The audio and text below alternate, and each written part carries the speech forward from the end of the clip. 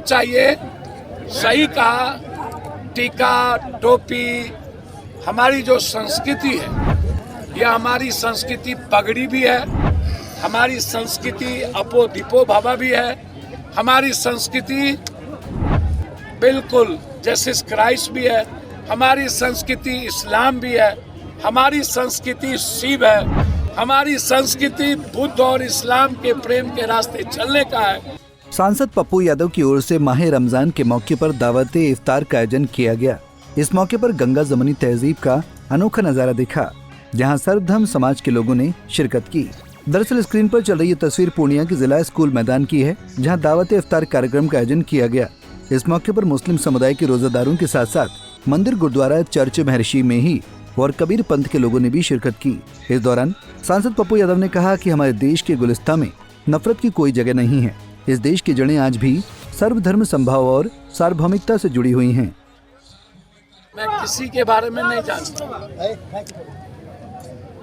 आजाद हिंदुस्तान के बाद कितने बार कौन कौन लोग, जब चुनाव मौसम आता है तो सभी तरह के पर्व लोगों को याद आ जाते हैं। चुनाव खत्म होते ही लोग भूल जाएंगे दीपावली, होली, रामनवमी, भूल जाएंगे लोग छठ, भूल जाएंगे रोजा। कभी सीमांचल में आप सुने थे, कभी कोई रोजेदार बाहर से आके करता है, चुनाव नहीं हो तो कोई ना, आप सब भूल जाए। आपका इशारा तेजस्वी जी? नहीं, किसी पे नहीं है। मैं छठ में दिन भर रात घूमता हूँ, तब चुनाव नहीं होता। होली में चुनाव नहीं होता, दुर्गा पूजा में चुनाव नहीं होता, हर साल चुनाव नहीं होता, हर साल ईद होती है तब चुनाव नहीं होता। इसी साल क्यों? इसी साल लोगों को रोजा और पर्व याद क्यों आता है?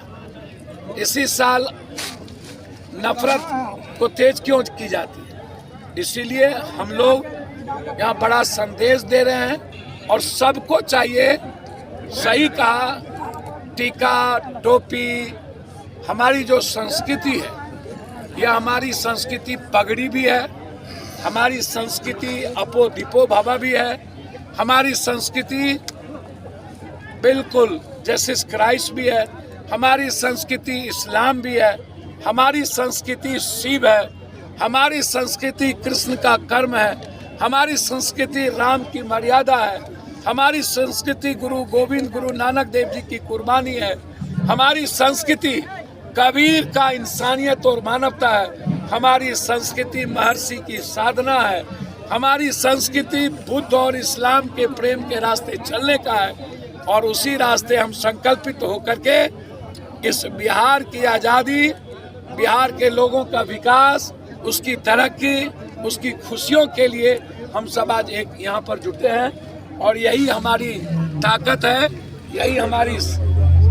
पप्पू यादव ने आगे कहा कि ईद के बाद रामनवमी का त्योहार भी हम अपनी संस्कृति और परंपरा के साथ पूरी आस्था और निष्ठा के साथ मनाएंगे।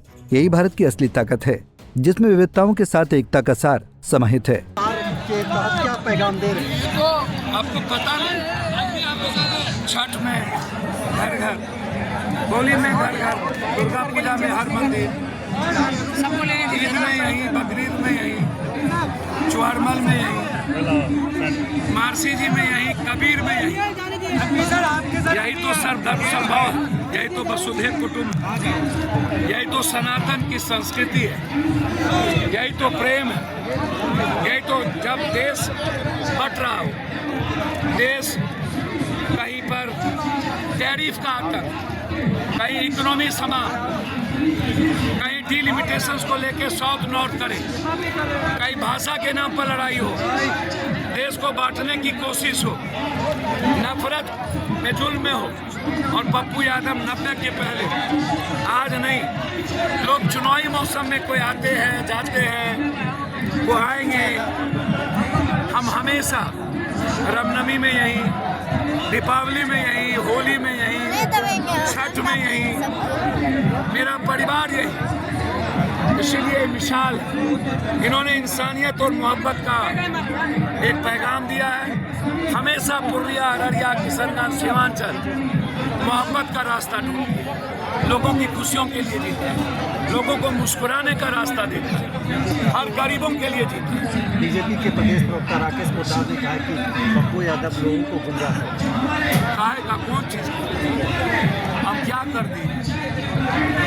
हम तो कुछ नहीं किया। अभी तो हम बेगूसराय से लाठी खा के आ रहे हैं। हम काहे का गुमराह करें? हमको क्या लेना देना? नीतीश जी भी जा रहे हैं ईद में, बकरीद में, रोजेदार में। हाँ, चुनावी स्टंट नहीं होनी चाहिए। राकेश जी से हम जरूर कहेंगे, यदि कोई हमसे भूल हुई हो, गलती हो तो क्षमा करिए, और यदि कोई रास्ता मेरा गलत हो तो हमको बताइए, हम सुधार करेंगे। आपका हम सम्मान करते हैं। हम सिर्फ कोशिश सीमांचल बिहार के 13 करोड़ लोगों के विकास के अलावे एक दिन भी जल शक्ति पर आप उठाइए, देखिए मैंने क्या बोला, रेलवे पर मैंने क्या बोला, हम अभी किसान पर हम क्या बोले। तो हम पूर्णिया को नंबर 1 करना मेरा मकसद है, ये मैं इतना जानता हूँ। बहरहाल सांसद पप्पू यादव ने इस पावन अवसर पर सभी रोजेदारों की गर्ममय उपस्थिति को स्नेह और एकता का संगम बताया। पंजाब केसरी टीवी के लिए पूर्णिया से रजनीश कुमार की रिपोर्ट। हमसे जुड़े रहने के लिए हमारे YouTube चैनल को सब्सक्राइब करें और नई वीडियो की नोटिफिकेशन के लिए बेल आइकॉन को दबाएं।